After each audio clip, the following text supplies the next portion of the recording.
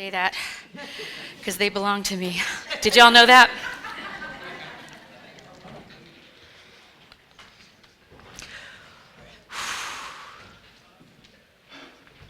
I think I'm going to be very emotional this morning. I'm just about to cry. We haven't even started yet.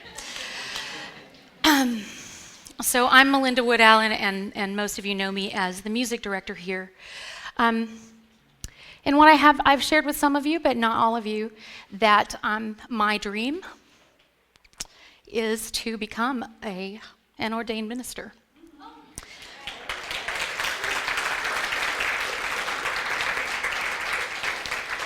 That's what I'm working toward. I have some commitments that I need to sort of get out of the way over the next couple of years before I start ministerial school. And yet I feel very much like I'm taking steps toward my dream every day. And one of the ways I'm doing that, I don't even know where I want to go to ministerial school. I need to find somebody that's going to teach me something like what I believe.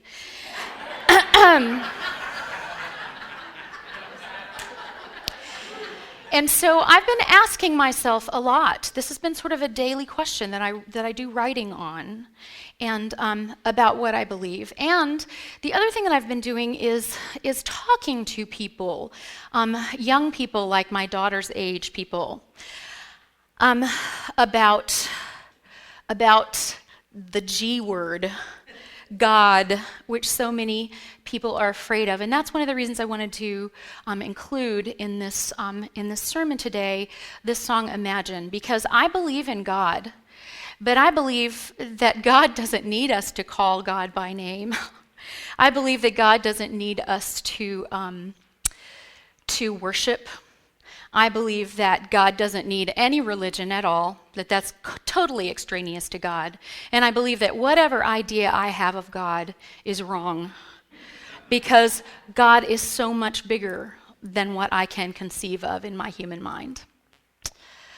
And so as I was talking to a young friend who was calling herself an atheist, but who I know lives her life very much in the way that I do, that has underneath the words what I would consider a very similar belief system. And so we were talking about this, and I said, what if you just took the word God out? What do you believe in? And she said, well, what do you believe in if you took the word God out?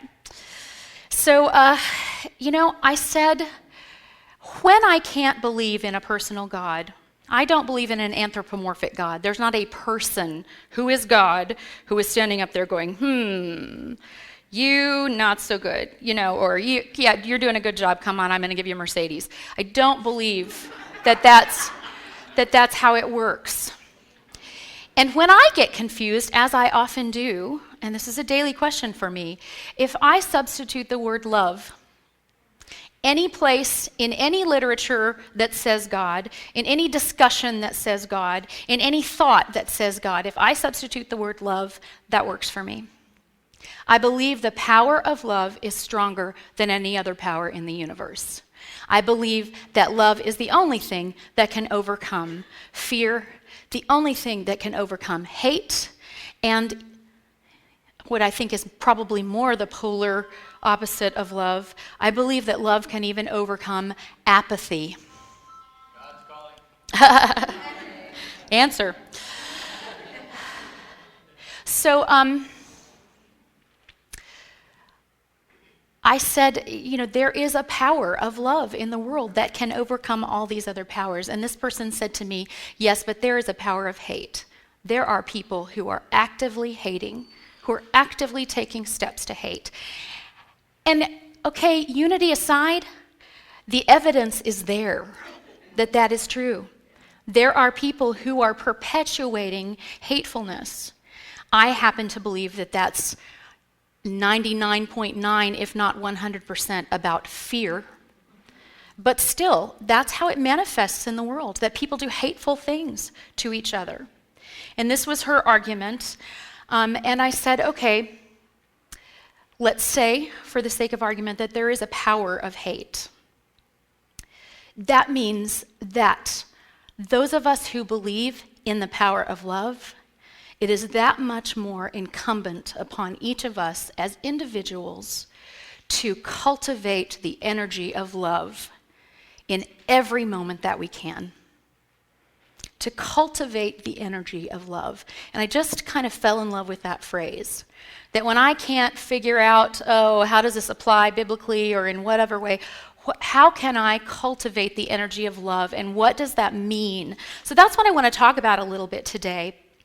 So I wanted to look up love. I looked up several sources about what love is. Webster, one of the definitions, I had to look a ways down to find one I really liked, says love is the unselfish, loyal, and beneficent concern for the good of another. Unselfish, loyal, and beneficent concern for the good of another. You know, most of the early definitions weren't bad, but they were more about romantic love. And honestly, romantic love ought to be this as well. Just saying. And this happens all the time. I'll have a sermon title a month in advance, and I'll be working on it and writing about it, and then 2 or 3 days before, Chris Chenoweth will print something in his daily stuff that's like exact. I'm like, okay, I'm copying that. Chris Chenoweth says, a good definition of love is that it is a feeling. I like, because love does feel like a feeling. It's a feeling that excites desire for the welfare of its subjects.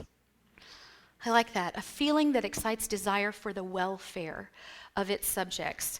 And the other thing I did was look at another couple of sources. I went to the Bible and I read my most problematic apostle, Paul. And I forgive him for all the other crap that he said in the Bible.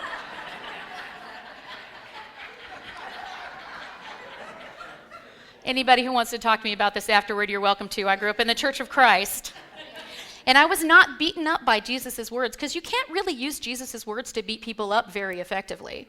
But if you look not very closely at all, you can use Paul's epistles to beat the crap out of you, really. And I believe that did happen to me as a child. I consider myself a recovering Church of Christ.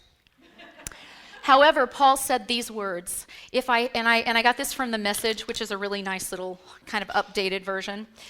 If I speak with human eloquence and angelic ecstasy, but don't love, I am nothing but the creaking of a rusty gate. If I speak God's words with power, revealing all his mysteries and making everything as plain as day, and there's some people who are good at that.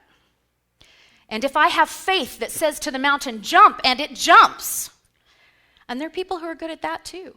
People who watch The Secret and say, I have faith that the universe is working in my favor. I'm going to make this mountain jump. I'm going to manifest this Mercedes. And all of that maybe is true, but if I say all of that, if I have that faith, if I am able to speak, I am able to hold faith, but I don't have love, I'm nothing. If I give everything I own to the poor and even go to the stake to be burned as a martyr, but I don't love, I've gotten nowhere. So no matter what I say, what I believe, and what I do, I am bankrupt without love. None of it means a hill of beans without love. And that's what's missing for me as I search ministerial schools. That there, in one that I really thought might be the one that I went to, there's become such a leaning on the laws of the universe and how to use your mind to produce what you want in life, and it feels like the love has been taken out of it to me. And that's my own personal, that's my feeling about it. And to me, that's the most important thing. If everything else works, but you don't have love, you have nothing. You're bankrupt. He goes on to say, love never gives up. Love cares for others more than for self. Love doesn't want what it doesn't have. Ouch. Love doesn't strut, doesn't have a swelled head, doesn't force itself on others. Isn't always me first. Doesn't fly off the handle. Bob, shh. Doesn't keep score of the sins of others, doesn't revel when others grovel, takes pleasure in the flowering of the truth, puts up with anything, trusts God always, always looks for the best, never looks back, but keeps going till the end. I love that. I know we've heard probably the King James and the Revised Standard Version many, many times at weddings throughout the years, so I liked just doing this from a different translation. Also, here's a little poem by Emily Dickinson, and I've heard a gospel song that was written about this poem, and I didn't realize that she was the original source. She says, "If I can stop one heart from breaking, I shall not live in vain. If I can seize one life, the aching, or cool one pain, or help one fainting robin unto his nest again, I shall not live in vain." So that's a lot of talking about what love is. Let me tell you, these are the ideals of love. I have not yet met a human who loves perfectly, and I certainly don't love perfectly. But what I've found, since I put that phrase in my mind, cultivating the energy of love, and made that a challenge for myself, I've noticed certain things. That I want to share with you. I want to talk, though, for just a minute first, and Paul kind of started it in his list. I want to talk to you about what love is not. Cultivating the energy of love is not always easy. It's not always the easy thing to do. Love is not being nice at the expense of being kind. Sometimes we are tempted to be nice and keep the peace when the kinder thing to do would be to stand up for what's true. Paul does say love seeks truth. Cultivating the energy of love does not mean taking away another's dignity by doing for him what he can and should be doing for himself. Love does not mean hiding your gifts or playing small so that you don't make others feel bad.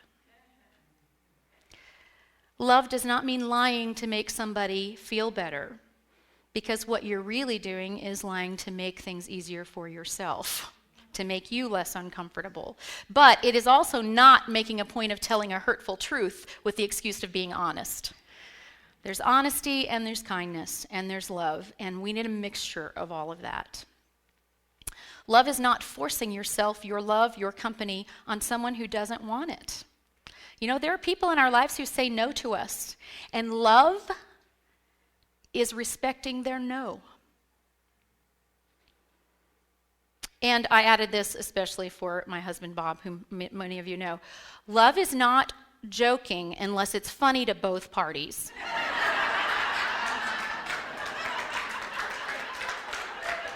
Has to be funny to both of you or it's not funny.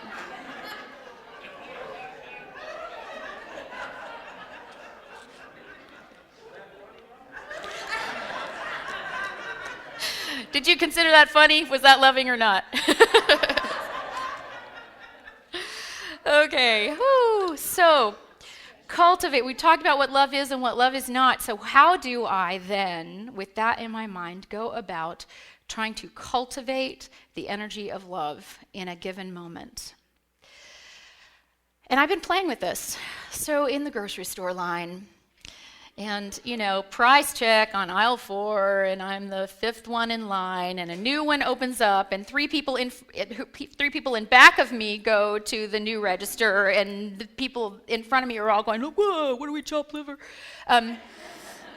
Cultivating the energy of love in that situation, you know, sometimes might mean, "Excuse me, I was here first."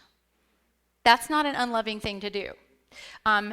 Standing my ground and wishing them ill and calling them names under my breath would not be cultivating the energy of love. And at times, cultivating the energy of love might mean that I just go, "It's not important. Maybe they have someplace to be." So it's not just, I guess what I'm trying to say is there's not just one thing that's the loving thing. It's about motivation, and it's about how you do it, you know? In my car, cultivating the energy of love. For me personally, I like to cultivate the energy of instruction. I know all of the traffic rules and how they should be obeyed and exactly how everyone around me is violating them in detail. And I would like to stop them and explain to them exactly what it is in a very kind and loving voice, I'm sure. That does not work in a moving vehicle. So for me, cultivating the energy of love is taking a breath and going, how important is it? If I wanted to be there 5 minutes earlier, I should have left 5 minutes before I did. Okay? Cultivating the energy of love. Sometimes when I'm talking to my grown daughter who has moved back home, 25-year-old living under our roof, who's been used to living on her own for the past 7 years, whom I love and who is a delightful person, I just need to say up front. And yet, it's a little bit of a minefield because I do want to speak lovingly to her. I adore her. She's my favorite person. And yet, my letting her get by with treating us in a way that's not appropriate is not the loving thing. It's the more peaceful thing for me to not say anything and just let it go by. But it's not the most loving thing. Sometimes the most loving thing is saying the hard thing, like, excuse me, we are not a hotel. And if you would like to treat us like one, we're a $200 a night hotel.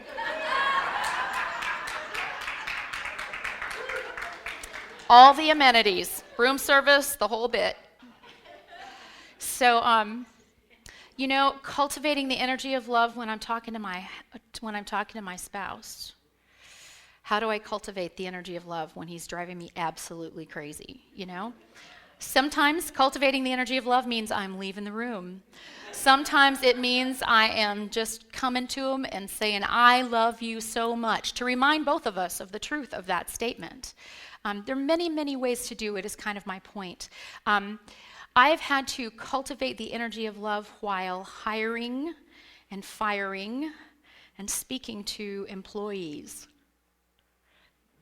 How to do that thing with kindness and with love, without vitriol and without hiding behind half-truths. It's a very, very difficult thing to do.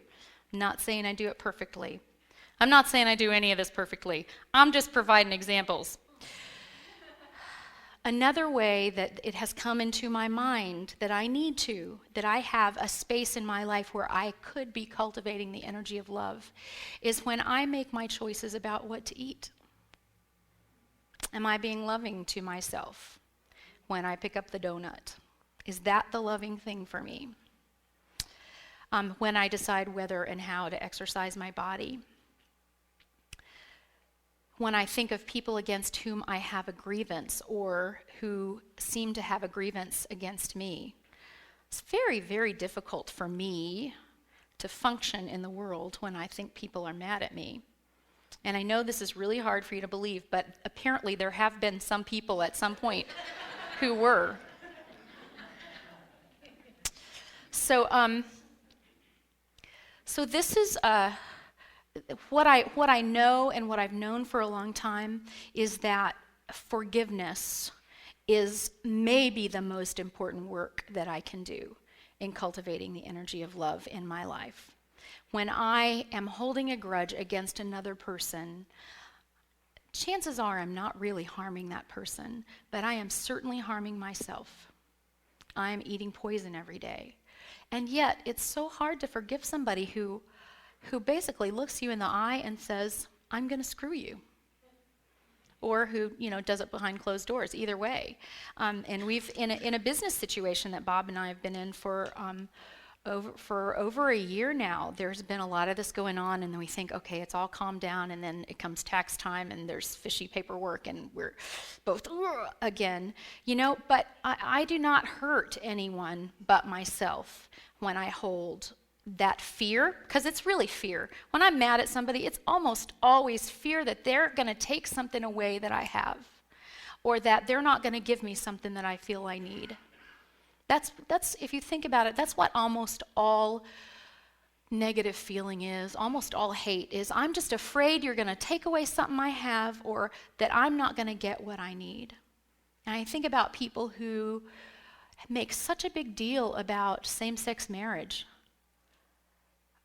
If you don't believe in same-sex marriage, then don't marry someone of your gender. That seems very simple to me. And yet what's behind it is centuries of fear. That I think marriage means this, and if they do something different, then maybe marriage will mean something. I mean, it doesn't make any sense. I'm not saying it makes any sense at all. It doesn't, but it's fear. Fear doesn't make sense. I'm afraid of, cockroaches. I've never had one bite me or steal my home or harm my child or kill my dog, but I'm terrified of them. I I don't even want to talk about it. So our fears are irrational, and if I can forgive myself an irrational fear, perhaps I can give other people their irrational fears as well. That doesn't mean that when the opportunity comes up for me to speak my truth about it, I don't take it, because that, again, I think is cultivating the energy of love in that situation. If the discussion comes up in the most loving way I know how, not like, screw you, you jerk, but in a, well, what is it that you would be afraid of? Why, in an interrogative way, or perhaps in a just, well, here's how I feel about it. Cultivating the energy of love. It can be scary. And we're not always ready. A lot of times I'm in a situation and I just bungle through the best I can, and then later on the drive home or that night while I'm trying to fall asleep, I think, that's how I should have done it. That's what I should have said. That's how I could have said that. And that's just instructive. It helps prepare me for the next time that I might be in that situation. So, I wanted to do another reading. No, I'd like to do this first. We have a couple of minutes. Here's what I'd like to do for about 5 minutes. And so when I say, your 5 minutes is up, take that in the most loving manner. I would like you to turn to someone near you. Pair off 2s and 3s, not big groups, just somebody that you don't have to get up to talk to them.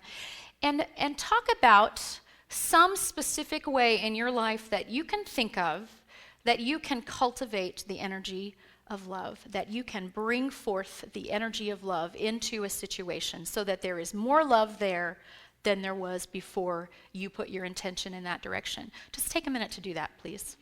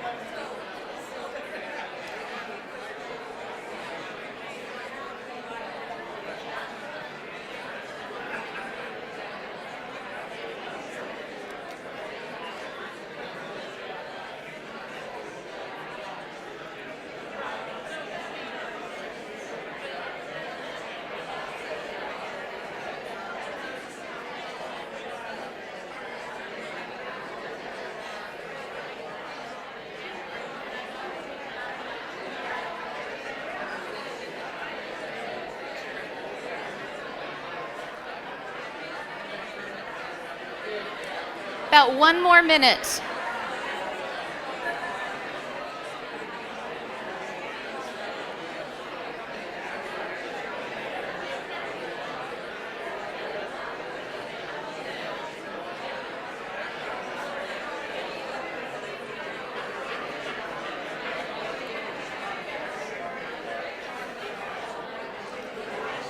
Okay, let's bring our attention back.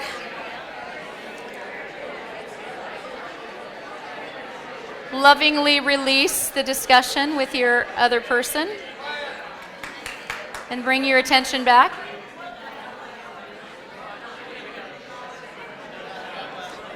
Okay, now. Woohoo! Woohoo! Up here.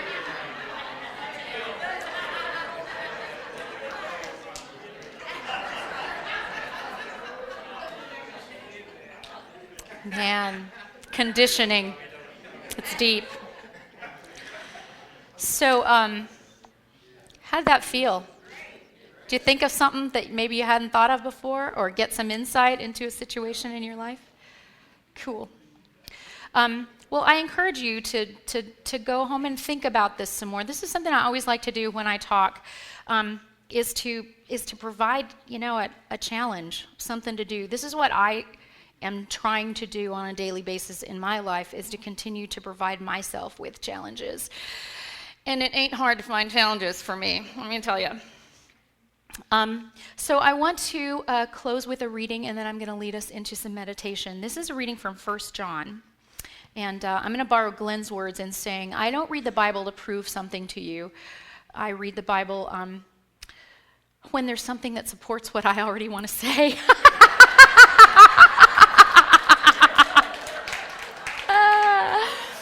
I've had it used against me, and it's part of my healing process to use it for me and to use it for you. And this is 1 John in the 2nd chapter, starting at verse 2. Here's how we can be sure that we know God in the right way. Keep his commandments. If someone claims, I know him well, but doesn't keep his commandments, he's obviously a liar. His life doesn't match his words. But the one who keeps God's word is the person in whom we see God's mature love. This is the only way to be sure we're in God. Anyone who claims to be intimate with God ought to live the same kind of life that Jesus lived. My dear friends, I'm not writing anything new here. This is the oldest commandment in the book, and you've known it from day one. It's always been implicit in the message you've heard. On the other hand, perhaps it is new, freshly minted as it is in both Christ and you, the darkness on its way out, and the true light already blazing. Anyone who claims to live in God's light and hates a brother or sister is still in the dark. It's the person who loves brother and sister who dwells in God's light and doesn't block the light from others. But whoever hates is still in the dark, stumbles around in the dark, doesn't know which end is up, blinded by the darkness. So I'm going to ask Jay to come up and play a little bit while I lead you into a meditation.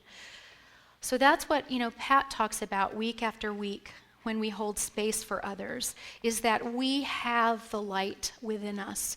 Every single being has the light within us.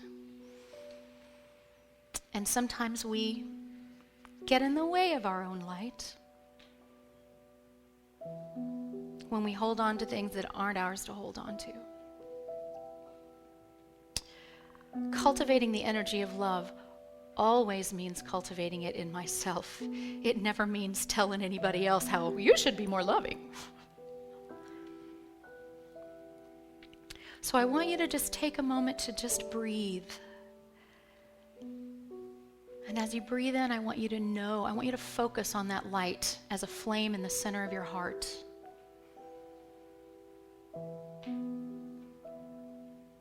And as you breathe out, I want you to see that flame getting bigger and bigger, until your whole body is full of light. You carry this flame with you in every moment, and at any moment that you can remember, any moment that I can remember, I can focus my attention on this flame. When my attention is focused on the flame, then the shadows are gone and the light is all I see.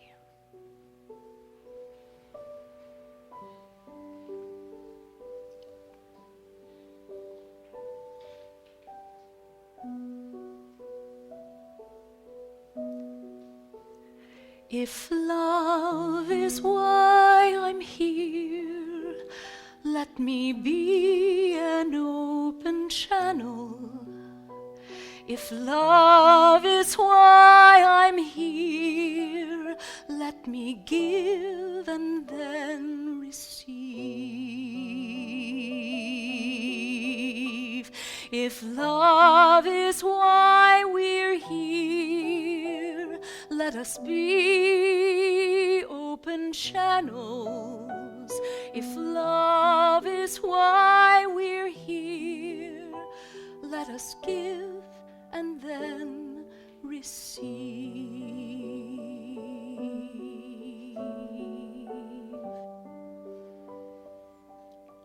I would like to put before you today that love is exactly why we're here.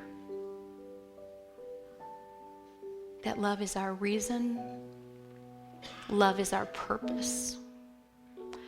Love is our salvation. Love is that from which we are created. It is that to which we return.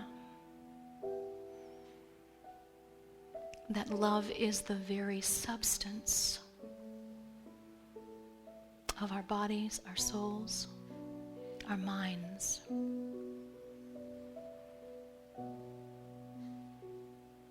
So I invite us to breathe in and accept that truth of love and light being who we are. And remembering who we are being our purpose. We are not beings of darkness, but sometimes we close our eyes and we forget the light. To me, going to church, taking classes, being a part of a spiritual community, calling a mentor or a friend is all about calling out to someone to help me remember to look at the light, and reaching out to someone to help them remember to look at the light that's within them, that is who they are. So I set an intention this week to focus my attention on the light and to actively cultivate the energy of that light and that love in every situation in which I find myself. I can be the light in the darkness. I can be the love amidst the fear.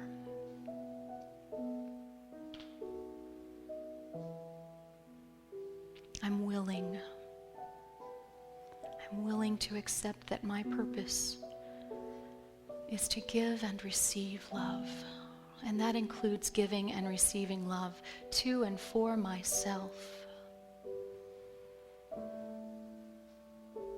I am as valuable, as important, as beautiful, as cherished as any being on this planet. And I choose to live in love as a way of honoring myself. I choose to cultivate the energy of love in every situation as a way of honoring who I am. And saying, thank you, God, for creating me in love. Thank you, God, for allowing me to be in this place in my life, in this church, among these people who are willing to remind me who I really am. And I pledge to do my best to remind each one of them as well.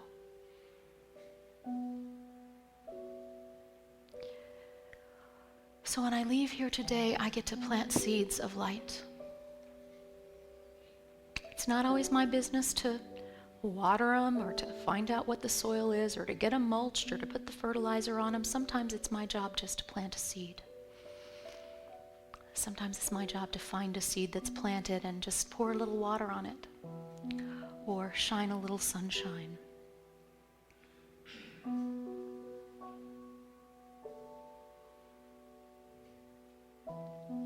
Being loving in this world looks a lot different in different situations.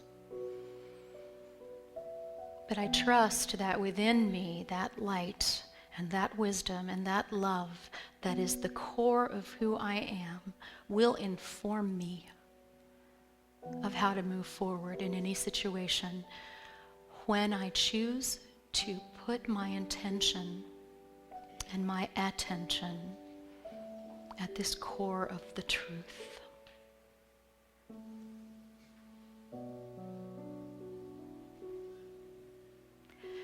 If love is why I'm here, I will be an open channel. If love is why I'm here, I will give and I will receive.